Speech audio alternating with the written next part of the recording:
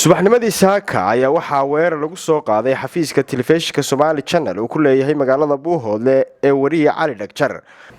xafiiskan ayaa waxaa soo weeraray dablay hubeysan oo ka socda dhinaca wasiirka caafimaadka Somaliland Dr. Salmaan Ciise Axmed Kaar Xagla Toosiye, waxaana mar aanu booqanay xafiiskaasi oo rasaas lagala daalay sida idin muuqatay. wariye Cali Dhagjar ayaa waxaan wax ka weydiinay sababaha keenay in la rasaaseeyo iyo dhibaatadani sida ay ku dhacday. haye Ali imika waxaad ku sugan tahay xafiiskaaga, waxaan ugu maqaalaa in xalay toole ee xalay saaka subaxii weerar lagu soo qaaday xafiiska telefishinka Somali Channel, bal ka warran arrintaas. عبد العزيز ما ستهاي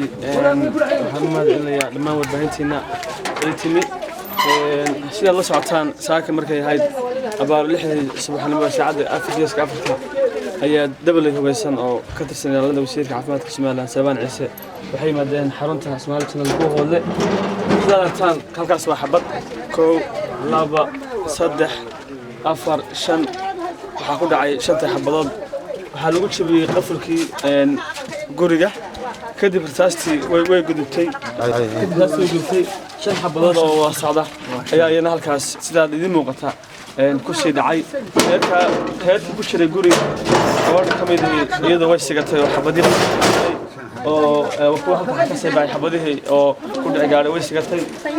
agabkii meesha yaalay qalabka oo dhan waa maqan yahay waxa ma yaalaan sida idin muuqata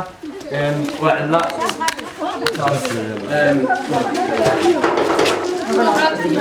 waxay salka ku haysaa shalay waxa hadlay aan xalay ka baahnay TV-ga nin isagoo si la socoteen atleastafka Xagla Toosiye oo isku iscasilay Xagla Toosiye marka xiriir ayuu la soo sameeyay marka anigu joojiyo markaan waxaan sheegnaa inaan joojin karin oo saxaafaddu ay madax banaan ay tahay isaguna afkiisa ku hadlay aniguna aan xor wahay oo TV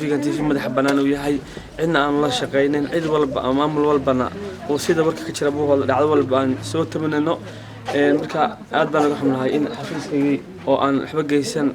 in ciidan yimaadaan saafka taaliyeed iyo hubinta laga dhaco waana arrin ka madax banaan xiriirka qofka saxaafadda in la yiraahdo xalin waxba duubin aga jubleen weerar aniga xafiiska wayga waayay markii waxaan ay dhacayeen culaysay waxaan ku joogay guriga ayaan joogay hurday kadib daqiiqado kadib ayaan meeshii aan xool iyo dhaawac inta laga soo gaaray waxaa maqan qalabkii wax ku duubay jiro dhan kaamarooyinkii laptopkaygii waxaa kale oo iga maqan oo ilaa hadda gacanta ku haynin qalabkii warbaahinta oo dhan ama virus noqoto ama internet noqoto ama connection noqoto ama wax isku raha noqoto baa maqan.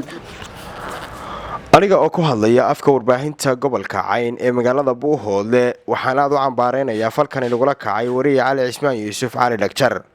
Cabdi Casiis Aadan Jaamac, Buuhoodle.